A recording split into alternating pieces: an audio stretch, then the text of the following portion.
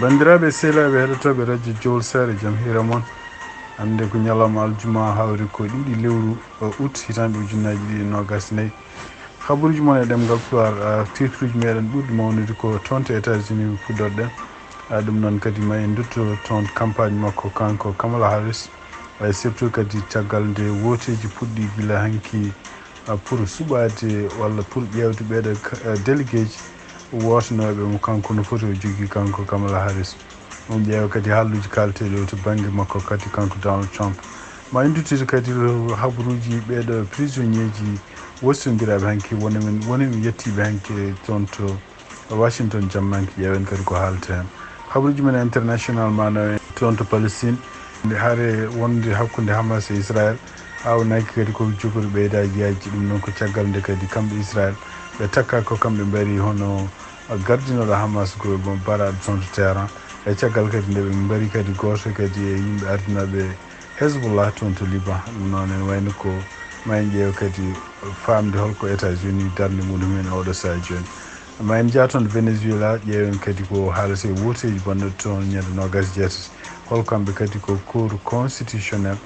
gonɗo toon gardi ɗum holko haali hande ko fati wotoji habaruji men ma nawa en toon to Mauritanie kono kanko gardiɗo leydi Mohamed Cheikh Ghazouani deuxiéme makko mandat makko fuɗɗima ɗum woni titruji men ɓurɗi mawnude oɗo journal ma en gara détail muɗum joni joni siftindon tan hande ko aljuma 2 lewru août hitande ujunnaji 2024 bandiraɓe sehlaɓe heɗotoɓe radio Jowol Sare jaam hira moon haɗa men fuɗɗade habaruji d' abord koko fati e weeyo e tugnade kadi e service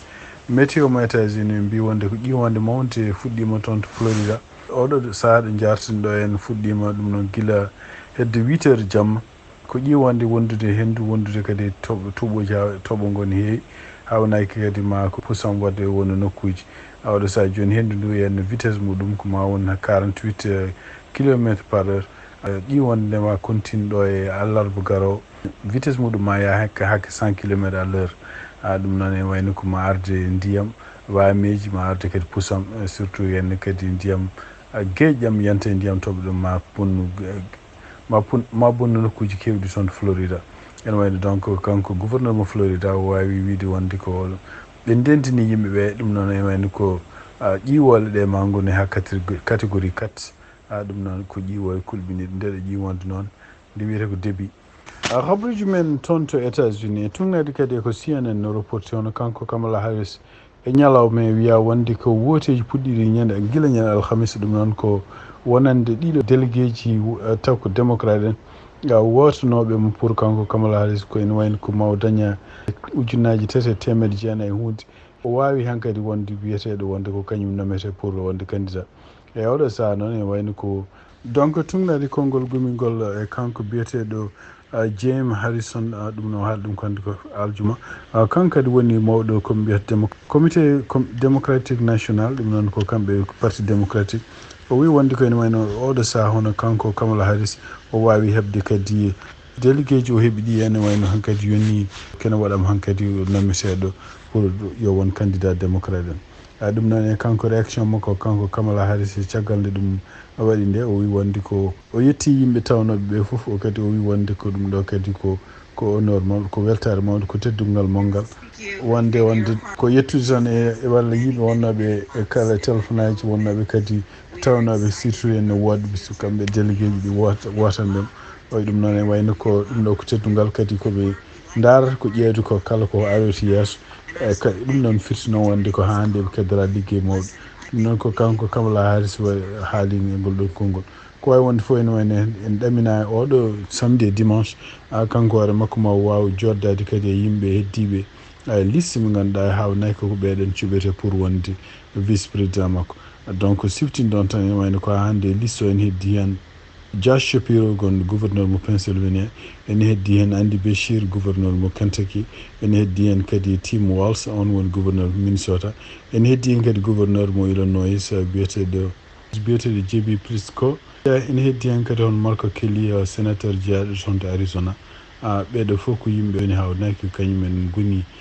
goto men hawnaki ma ƴeftiten hande kadi hono kanko Peter Buttigieg woni ministre pidiɗo ko fate transport kañum hoore mo handi no considéré enen e lycée kono noon kam ene wayno ko haalte kamɓe jayniyankoɓe koɓe ɓuuri wawde haalde joni ene wayno ko kanko Josh Shapiro walla kanko Tim Walz ko ɓeeɗo ɗiɗo ɓuuri wawde haalede pour hawnaki ma goto men ƴefte donc andaka taw holno ɗum wayata kono noon kanko Kamala Harris hawnaki maw rendu ɓeeɗo fof ma hawnaki maw fotti men e batuji mabɓe ñande e weekend o maw fotti mabɓe pour haalde pour hankkadi ƴeftude décision ƴeftude goto mabɓe pour yo won jaadiɗo makko ɗum noon ko wonde vice président ha hande ko fati e heddiɓe e oɗo lycée o kanko vice président Kamala Harris foti suɓade hen goto pour wadde ɗum jaadiɗo makko ɗum noon vice président e woni ko kanko président Joe Biden o namdanoma ɗum hande subaka holko faami ɓeeɗo en c'est-à-dire holko faami peeje makko kanko Kamala Harris holmo yimɓe ɓe o jogori ƴeftude pour yo won vice président makko kanko Joe Biden ene wayno wi ko wonde ko o ɗaccidi hen Kamala Harris yo wadde oɗon ligguey kadi omo hoolima waɗ ligguey moƴƴo kono ene wayno nde ɓe puɗɗi continue namdademo kadi bon ene wayno ko hay sinde o haalani directement yimɓe paami wonde ko kanko neɗɗo makko mo ɓuuri ɓadodirde ko wiyete ko gouverneur Josh Shapiro par ce que kadi kanko hoore makko kewɗo jaali toon to Pennsylvania kadi ene wayno ko Shapiro kadi ko neɗɗo bawɗo wallude parti démocratique itta oɗo état Pennsylvania itta ɗum wonde état républicain watta ɗum état démocrate caggal muɗum kadi wayno kadi no niya kadi ɗiɗo duuɓi fof mo ɓadodiri kadi hono gouverneur mo Minnesota Tim Walz kañum hoore mo ari événement ji kewɗi wonde makko surtout toon to Wisconsin ko wawi wonde fof ene wayno ko tugnade ko Biden haali kanko Kamala Harris o foti ƴeftude pour mo yiiɗi wona jaadiɗo makko ha hande kanko Kamala Harris e nder jaburgol waɗi hanki ɗum noon ko caggal nde kanko ancien président Donald Trump nde o haali haala kewka surtout haala kadi wiide wonde ko kanko Kamala Harris o wonno ko indien ko ɗum o andirno joni o wotti hoore makko ɓaleejo e wayno donc kanko Kamala Harris o jabol makko wiide wonde ko hunde mettinde haalde saabu neɗɗo ko wayno Donald Trump ko yiɗɓe wadde gueɗe ɗe ganduɗa hen rendinde yimɓeɓe feccude yimɓeɓe e kadi addude ko wiyete ceera ko hakkude leñol Amérique naaɓe ɗum noon wi oɗo saaha ɗo jarten ɗo Amérique sohli ko dañde neɗɗo gardoɗo ɗum taw ko neɗɗo kadi kaalowo gonga ko neɗɗo kadi mo ganduɗa ballo yimɓeɓe ene e deeƴre kadi taw kadi ko neɗɗo ballo yimɓe kala ko caɗele gonaɗo oɗo saaha joni règle ɗum ko wona feccude yimɓeɓe ko wona kadi bonnude ɓerde yimɓeɓe ɗum noon e wayno ko jabol makko kanko Kamala Harris siftinde on tan ko kanko ancien président Donald Trump o ari no fottude ene fedde journaliste uji ɓaleɓe ɗum noon ko toon to Chicago e wayno ko e wiide makko kadi kanko ko gemvitino toon ɗaminno ko mo fotti toon e président Joe Biden walla kadi hono vice président Kamala Harris kono hay goto ɓeɗon jaɓani arde huliyarde ɗum noon e wayno ko ndeɓe namdimo question ngaji ko fate henno holko woni sababu kanko ancien président Donald Trump omo sikki ɓaleɓe ne poti wotande mo caggal kadi nde o haali haalluji kewɗi e surtout kadi ɓe kaali hen haalluji omo bonna inɗere omo bonna kadi kala neɗɗo mo ganduɗa hen jiɗɗo lundademo jiɗɗo foɗodirde makko ko laamu ko haaldata mo ɗum so tawi ko ɓaleejo bonnatde o addata hen gueɗe leññimako so tawi ko debbo o addata hen gueɗe ɗe ganduɗa bonnude indirewɓe e gueɗe mbaɗe noon ene wayno ko nden kanko haali haalluji bonɗi e Kamala Harris o wi wonde ko d' abord kanko andano Kamala Harris ko ɓaleejo o andino Kamala Harris ko indien kono joni fini tan watti hoore mum ɓaleejo ɗum ɗo noon kaɗon haala noon ene wayno ko muusi won républicain ci surtout muusi kadi démocrate en kadi ko hunde nde ganduɗa en nande kartal ko wiyete leññimako e campagne électoral kono e wayno ko ha hande kamɓe républicain ji ɓen continue haaldude nder ɗeɗo gueɗe potani addude ɗum e campagne uji mabɓe ko potani addude ɗum kadi e haalduji ɗiɓe kalata kono e wayno ko kanko JD Vance o fuɗɗinoma défendude Donald Trump guila nde haala ɗum nde ko wawi wonde fof ha hande koye campagne wona habaruji men ha hande toon to États-Unis ɗum jamma hanki ono kamɓe prisonnier ji ɗum noon ko soknoɓe toon to Russie woppaɓe kadi sibabude gostodiral bangal hakkude mabɓe kamɓe américain ji e pays ji Europe e kamɓe Russie walla au moins tati mabɓe kam jiyama kam juurima toon to aéroport militaire Andrews gonɗo toon to Washington e ɗum noon e wayno arno jaɓade ɓe toon ko kanko président Joe Biden e kanko kadi vice président Kamala Harris ɗum noon ɓe jiyama kadi surtout yenno biyeteɗo Willen Paul wilen ko nanngano toon cokono mbino ɗum soke e duuɓi sappo e jeetas kanko kadi Evan Gorcevic kanko waɗima ko nanngano dumunu ɓen ɗo ene wayno joni ma on hitande ko ñawanode tan lewru ɓen ɗo ndi pour kanko waɗima kon soke e duuɓi sappo e jeegom ɓeɗo ɗi fof ko takkanoɓe sibabude espionnage kanko Paul wilen on ko retraité marines donc militaire wonno ene wonde debbo goɗɗo kadi wiyete Alsou onne kadi ko liggotono kañumne koye radio kañumne ko journaliste ene wayno ɓeɗo fof ene wayno jalti e télévision hanki ɗum noon ene wayno ko kanko président Joe Biden nde o namdade o wi ɗum ɗo ko kaldigal manggal gongal hakkude bangal hakkude président Joe Biden e yimɓe leyɗel Europe surtout Allemagne en Slovénie en ɗeɗo fof ko leyɗele ɗe ganduɗa mbaɗi hen ɗum ɗo e surtout kadi ballodiral Turquie ko wawi wonde fof ene wayno ko kene wona nogas e nayyo neɗɗo kam ittama toon to Russie fatama e leyɗele jeeɗiɗi kalteɗe ɗe eyyi kono noon kadi wayno kadi kamɓe rusinaɓe kadi ɓe dañi yimɓe artiraɓe to mabɓe taw kadi yimɓe hen kadi ko dolen ko ñawanoɓe yo cokke ko hedde gurdam men ko e ɗum noon e wayno ko kanko président Joe Biden wi ɗum ɗo kadi ko victoire wonande américain ji foof e kadi o haali hen wi wonde kala cikkunoɗo wonde ko Putin ma waɗan ɗum ɗo hen ene wayno ko ɗum ɗo Putin alama waɗan ɗum ɗo ko waɗana ko américain ji foof ɗum noon ko jabade Donald Trump kañum hoɗum yalti hande wi wonde ko ene wayno ko ɓeɗo artiraɓe foof ko kamɓe États-Unis ɓe mbaɗi hen ko kalisaji ɓe mbaɗi hen bonni hen kalisaji kañum hoɗum so tawi ɗum ari no ala mbuɗu ngu waɗa sengo hen pour beele ha ɓen gartira e ɗum noon tumnade kadi CNN ko mbiyata fact check wi wonde ko ɗiɗo prisonnier ji hay goto men mbuɗ ittaka pour rokka Russie walla sanction ngaji guitta pour wallude Russie ene wayno ko Russie kañum hoɗum jaaɓi ko prisonnier ji mum wonɓe caggal leydi Russie ene gostodira e prisonnier ji mum wonɓe nder Russie taw ko yimɓe jeeyaɓe leyɗel Occident donc ɗum woni ko haalte ɗum noon kadi wayno ko kanko Donald Trump kadi o haali o wi wonde ko Putin koko jogoɗno woppandemo ɗiɗo surtout oɗo journaliste e kadi ko Paul wonino ñande ɗum noon o wi ko ñande haade makko nadde bureau ni tawanno Putin kañum hoore mum woppi ɓeɗo e prisonnier ji ɗum ɗo kadi poɗodiral wonde hol poɗɗo heɓde crédit e gartugol ɓeɗo sokonoɓe caggal leydi artuɓe toon to Amérique abriji men international puɗɗoɗen ko toon to Moyen-Orient e ɗum noon ne wayno ko yiya hannde hono kamɓe américain ji ɓe mbawi kadi neldude batuji kewɗi kadi toon to maayo mer rouge ɗum noon kadi ko ɗaminade kadi ko hawnaki kamɓe Iran maɓe mbaw kontude kadi maɓe mbawa kamɓe wattade bombude neldude bomboji toon to Israël siftini toon tan ko Iran hono gardiɗo leydi ndi Khomeini o haali e nder konngol ngo haali wi wonde ko Iran kañum hooruma waɗi gueɗe bonɗe e Israël ɗum noon ko caggal nde Iran taki Israël wonde ko biyeteɗo Ismaël Haniyeh no wayno gardinoɗo Hamas baraɗo toon to terrain ene wayno ko Iran wino ko Israël waɗi ko wawi wonde fof ene wayno Iran kañum sibabunde Israël kañum hoori mum waɗi ɗeɗo gueɗe e leydi muɗum wi ɗum ɗon ko toñanggue man o noddino noon ñande alhamis nde conseil de sécurité des nations unies ko yaaci pour ƴewde ɗum ɗo en kono ene wayno ko wawi wonde foof ko kamɓe États-Unis e ɓe ɗamini wonde ko hawnakare nde kadi ma ɓeydo yaaji ɗum ɗo fof noon ko kanko Benjamin Netanyahu kanko hoore makko haalino wi wonde ko nde o reconnaissi wonde ko kamɓe Israël ɓe mbawi warde hono goto e yimɓe ardinoɓe Hezbollah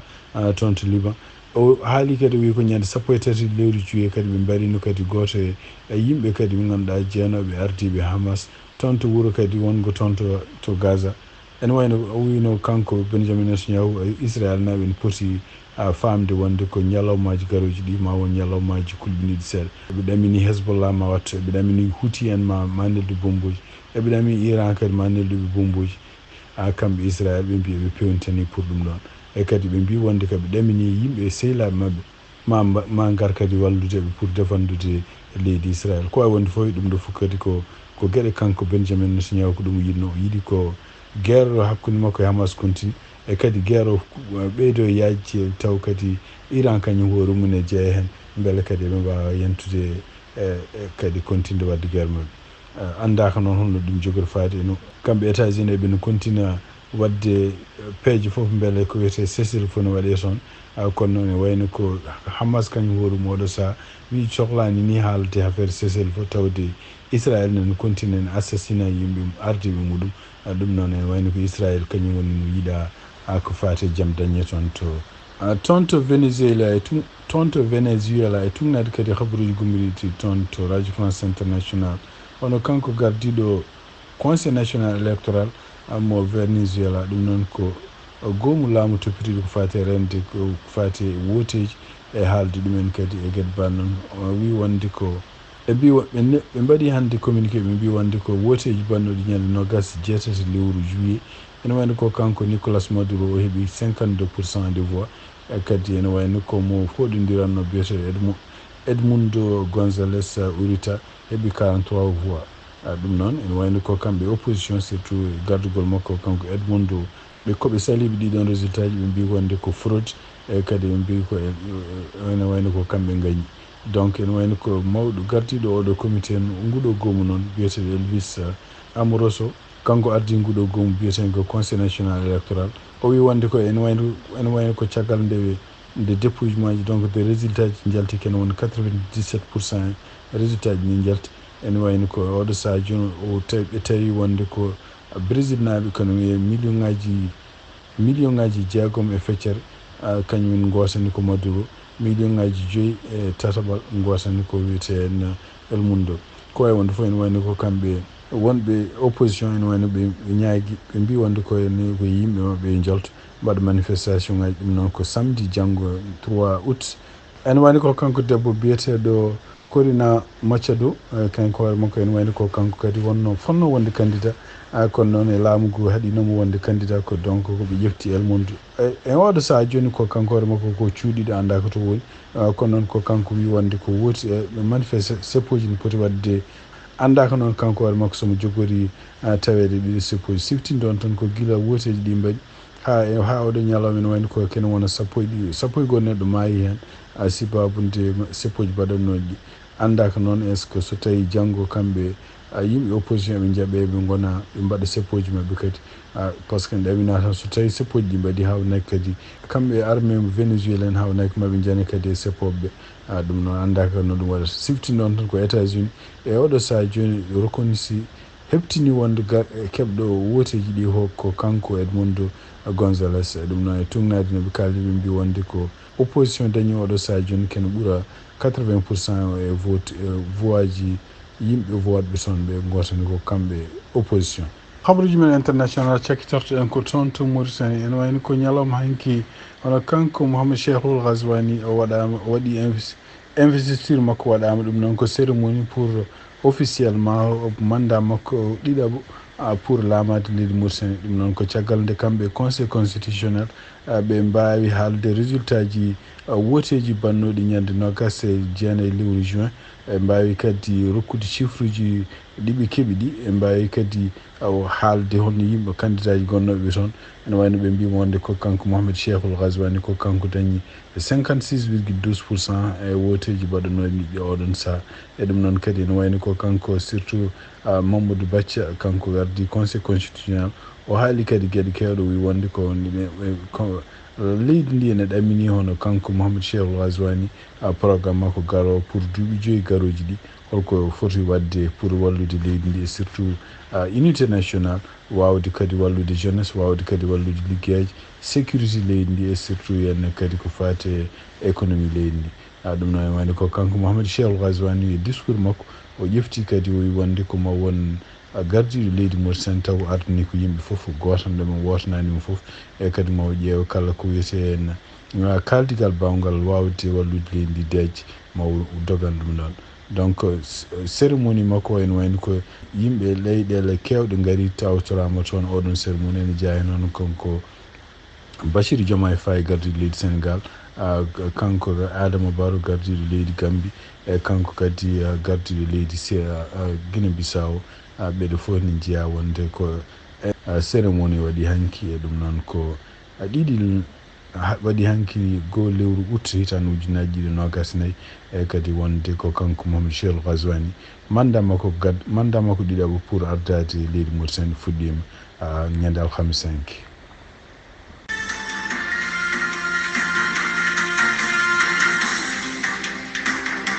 bandiraɓe sehilaɓe heɗotoɓe radio Jowol Sare ko ɗi habaruji min joganno on hannde e ɗemgal Pulaar siftinde on tan hannde ko aljuma ɗiɗi lewru août hitande ujunaji ɗiɗi nogas nayyi yimɓe Allah jaam ha janggo to jaram.